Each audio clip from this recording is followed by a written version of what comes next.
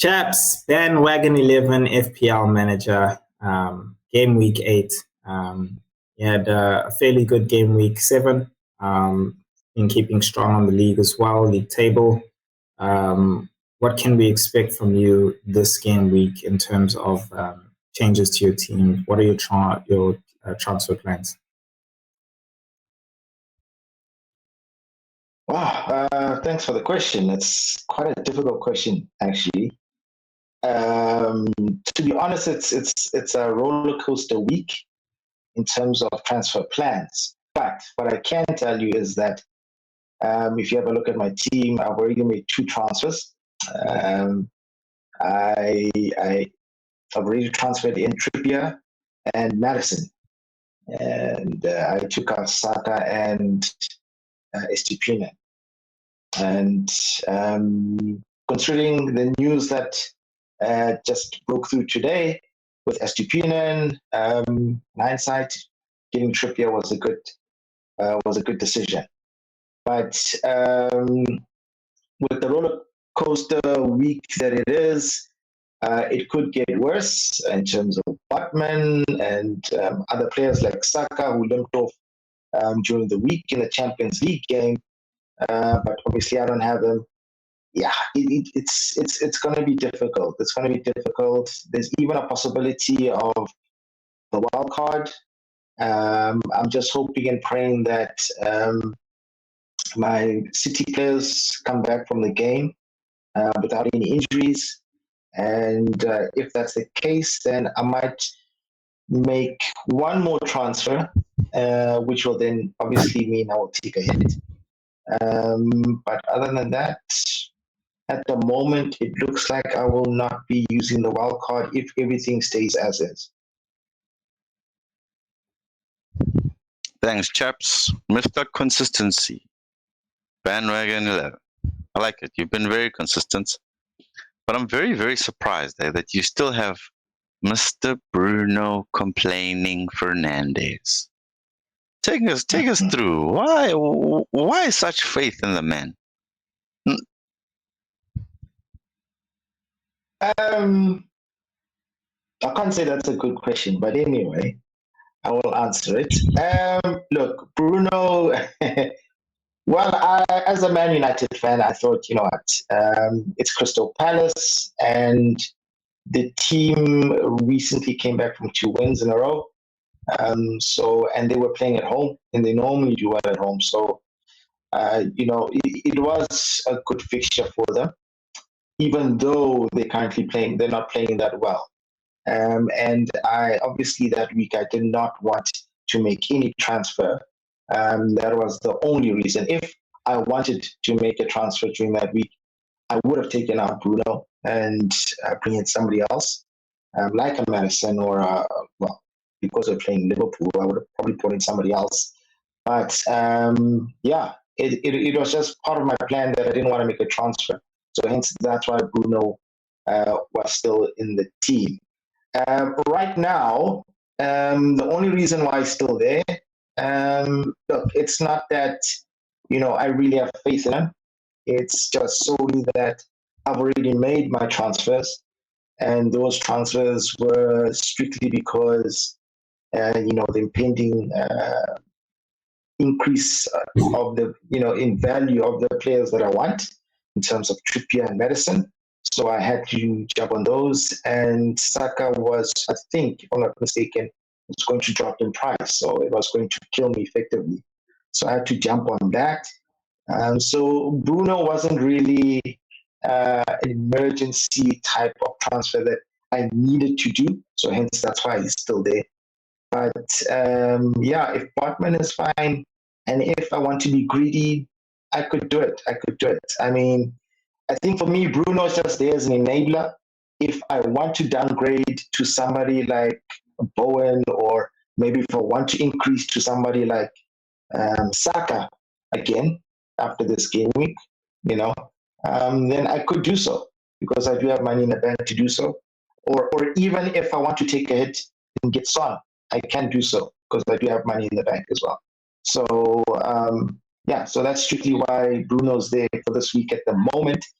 he's just there as an enabler as well, and it's not real important for me to actually move him on. Plus, he's got Brentford at home. Not to say that they'll win, but he might get something out of that game as well. So yeah. Right. Thank you for that. There's a vast number of FPL managers activating their wildcards, and essentially what that's doing is it's creating a template of players who have a good turn of fixtures. Looking at your team, template, you are vastly against the template. Would you be, or are you concerned that this new template could do very well, resulting in your team doing bad, considering that those are the players getting points and maybe in those very same game weeks, not necessarily yours? Yeah, that's a good question. Thanks. Look, in terms of the wild card being activated now, right?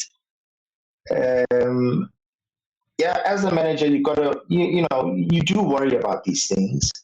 But for me, I feel like it's a bit too early for the wild card.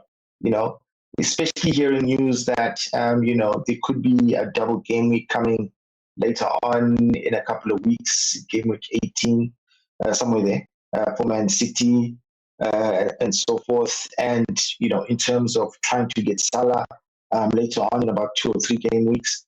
So right now it's a little bit too early. Yes, the disadvantage at the moment would be that I might miss out in terms of they might actually do well.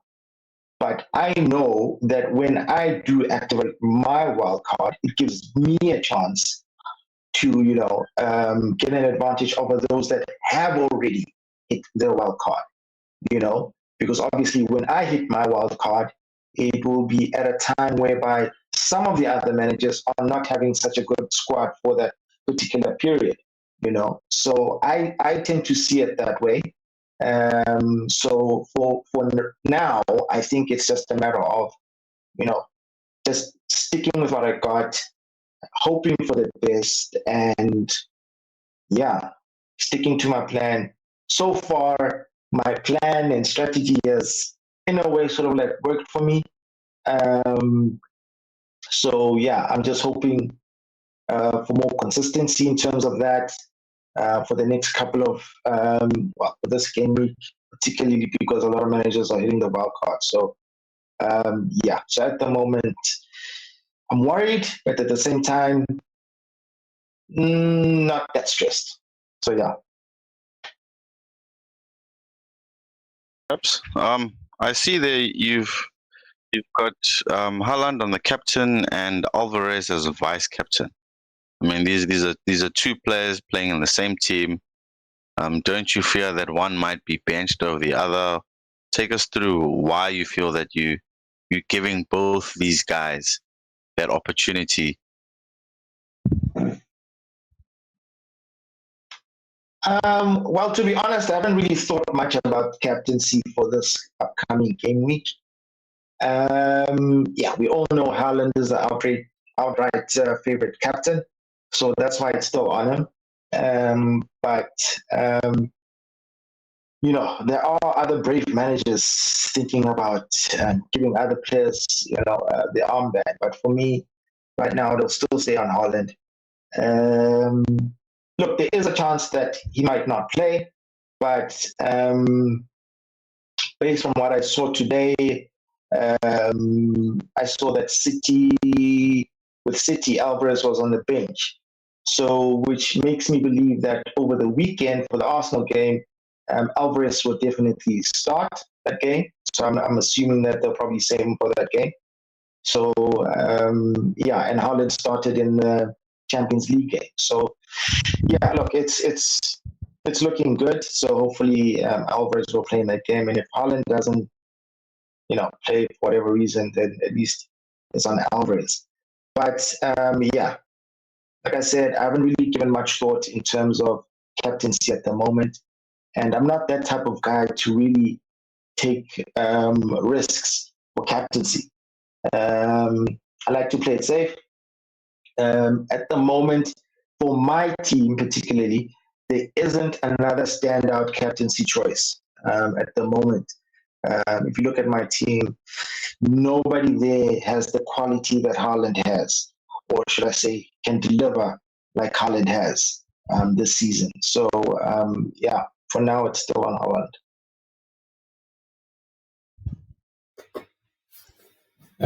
Thank you, chaps. You say that you could possibly take a hit with Bruno being an enabler and the mere fact that you do have that money in the bank to upgrade. Is Son an option for you, considering the good fixtures and his positioning? And if Son comes in, would you then reconsider him possibly being a better captain than Haaland this game week, or would you still say safe with Haaland, considering the good fixture he has?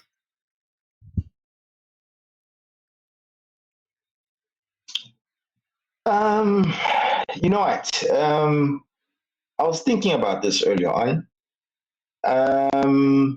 Look, I could bring him in, but then I'd have to be really 100% sure, because that would mean that if I bring him in, I would be taking a hit. And then in that case, that means he would have to score to actually benefit from that hit. Now, my worry is that the last time Son had such an easy fixture, in terms of Sheffield United, if you all remember that game, he blanked. So that's my worry here as well, is that even though, yes, on paper, it's an easy fixture, I feel as if, it could be one of those whereby the team sits deep and, just defends, because that's what happened with Sheffield United.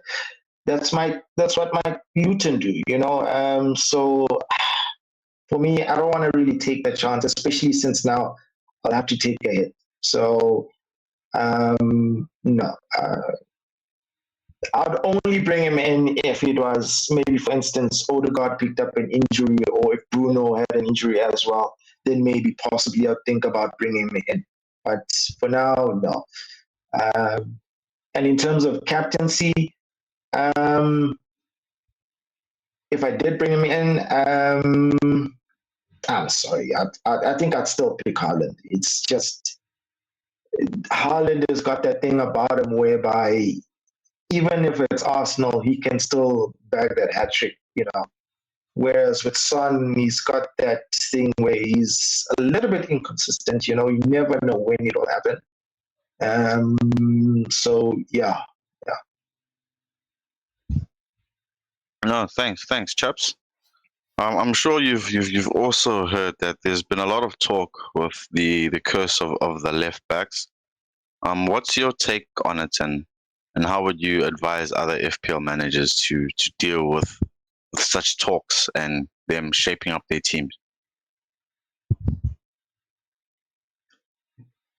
Oh, when it comes to defenders, I think the best thing you can do, always try and get a cheap option, but that can get you clean sheets. Like I keep saying, when it comes to defenders, for me, it's all about clean sheets. It doesn't matter whether your defender is one of the high-priced defenders, a premium defender, or one of the low-budget defenders. So, for instance, if you've got, let's take for instance, Newcastle. If you can afford Trippier, great. But I mean, look, at the end of the day, what's his name? Dan Burn can do just as good a job, because he'll get the clean sheet points as well. It's just like with Trippier, he might get you bonus points here and there, because he assists a lot and so forth. So yeah, look, I mean, if you find that you're drowning and you don't know what to do, look at those budget options. see which ones, normally play week in, week out, and then go for that option. Just as a safe bet, because you can never go wrong with players like that, like a Dan Burn or a Colwell. So yeah. So at the end of the day, it's just a matter of making sure you get somebody covered for those positions, and that they play regularly, that they will get the minutes. And if obviously they do get something out of it, mainly a clean sheet, then great. No, thanks, chaps.